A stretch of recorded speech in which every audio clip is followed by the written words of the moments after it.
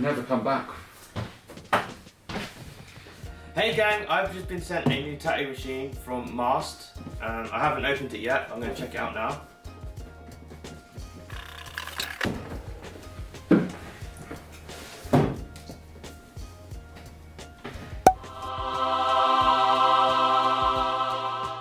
It's pretty cool, isn't it? The box itself is amazing. This is the Dragonhawk Mast Racer Pro Armored Edition. I think it's supposed to look like Optimus Prime. So this tattoo machine has a couple features that I've never seen before. This machine is engineered to have a low center of gravity. See, the battery sits kind of in the handle, and it's really going to save your wrist during those long hours of tattooing. The battery has like a hollow center, allowing a straight drive bar to pass directly through it. The layout entirely reverses the construction of a standard wireless pen. These bits are just for aesthetic, so you could take it off if you wanted to have a slightly slimmer machine, but I mean, I'll keep mine on because I think it looks badass. It features a 4.2mm stroke with a M-Core Pro brushless motor. It has dual voltage and hertz frequency and supports soft, medium and hard hit. The touchscreen also allows for you to input some presets so you can jump between lining and shading. So basically you can shade, pack, stipple, line, all with one machine, which is odd for a machine without an adjustable stroke. The battery has 15,020 mAh, which is a running time of roughly about 4 to 5 hours of continual use. With the fast charge dock, it only takes 45 minutes to charge it to full battery. And some charging cables.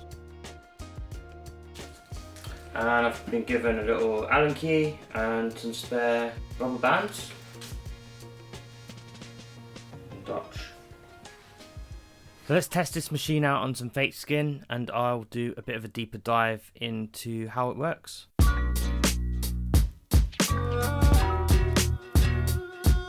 Dragonhawk also sent me a bunch of these Mast Pro 2 cartridges to try out, fit with the obviously needed safety membrane to block ink and backflow into the machine.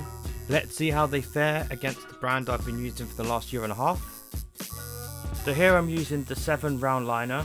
First thing I've noticed is it's very low vibration, which is much better for feedback when you're actually tattooing on real skin, so you can really feel the depth of the needle against your stretch.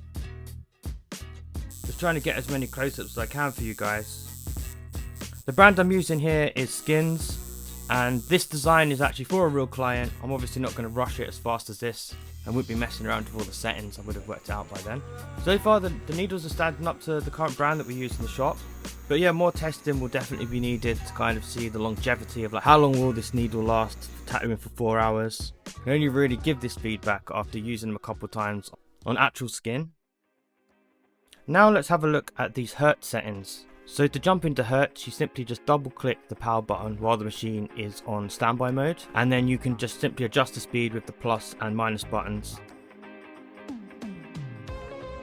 You can set the frequency between 3 and 140 Hz. Now I'm working at a very low frequency, between about 15 and 30 Hz. And this is how you can do dot work and pointillism. I mean, this is just perfect flawless stippling and whip shading. And I'm using this mode to basically shade the whole tattoo just to try it out. Usually I'd probably do more of a softer gradient, but since the mode's there, I thought it would be a good thing to test out in this video. What's great about this is it kind of gives you that adaptive spring-loaded feel. So kind of the difference between the Hertz and DC power is when you're using bolts, if you hit tough skin or you push too deep, it forces it through at full power, so it kind of does increase the risk of overworking the skin or causing blowout, especially if you're new to tattooing. But with Hertz, the machine kind of uses this smart electronic control technology, which is spring-loaded, so it basically dynamically senses resistance and adapts to the skin surface, kind of knocking out the likelihood of chewing up any skin. You can set the frequency between 3 and 140 Hz, and you can also choose soft, medium or hard to match your technique. So this additional feature is probably my favourite thing about the Racer Pro. It's a bit of a cheat code really for stippling because it doesn't ever catch in the skin. I mean, for this one setting, I literally have no notes, it's perfect. As you've probably seen flash up at the bottom, Dragonhawk has given me a discount code of KidCrayon10. So if you did want to buy any products from their official website, you can use that code to get 10% off. So I thought I'd finish this video with just my pros and cons of the Racer Pro. Yeah, I've obviously already gone through quite a lot of the positives, but I think I'll just quickly do a little roundup.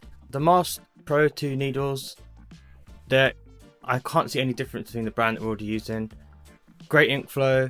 It's already got comes with the membrane, so obviously the membrane stops all the ink and blood going back into the machine, which is obviously really important, but it's kind of a given for most needles nowadays.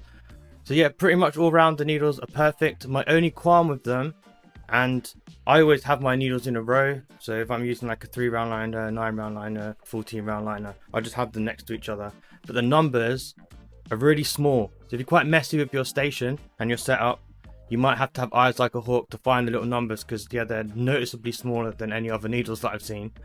But that's the only negative that I can think. Needles are great, perfect price point. So yeah, I kind of give them a big thumbs up, highly recommend. So there are so many pros with this machine, which I've already gone through with in depth.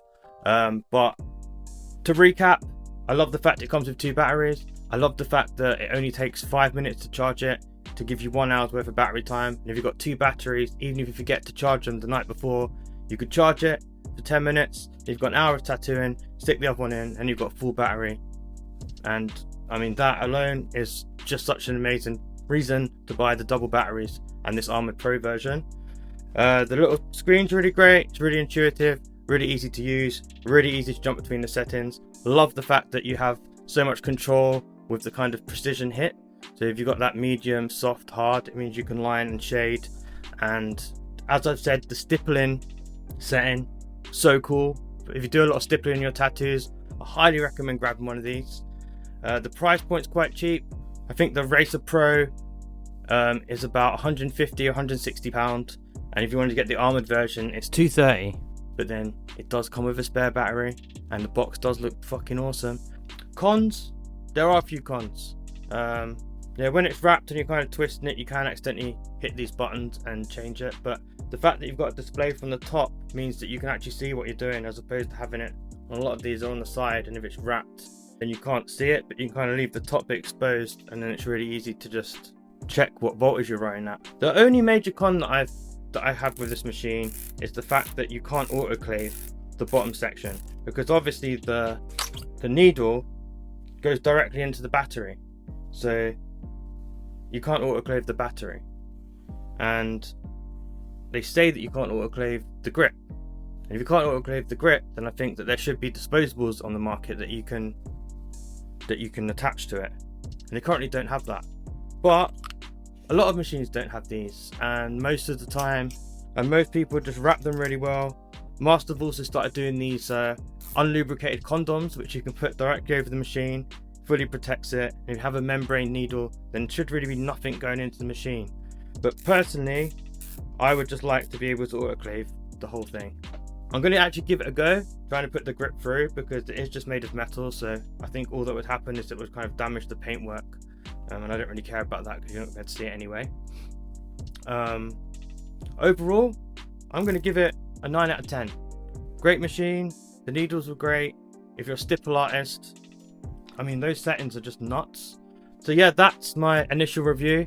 I'm probably going to do another couple, either me tattooing myself or me tattooing someone else if they let me film them, and then I can kind of give a bit more of an in-depth how I feel about this machine a month later, because as I said, I've only really used it a couple times, and it's hard for me to have known that I've gone through all of the settings. I've found everything out about it. I've seen that there's a way to make the display light up, so it kind of makes it look even more cool, but I've not done that. Yeah, some little things like that. So I'll let you know in about a month's time. Thanks very much for checking out this video. I know I've not done one of these talking heads ones for a while. I've got a big Barcelona paint trip next week. I've also done a few pretty big murals that I filmed. I just need to edit them. But I will catch you guys in the next video. Ka-pow.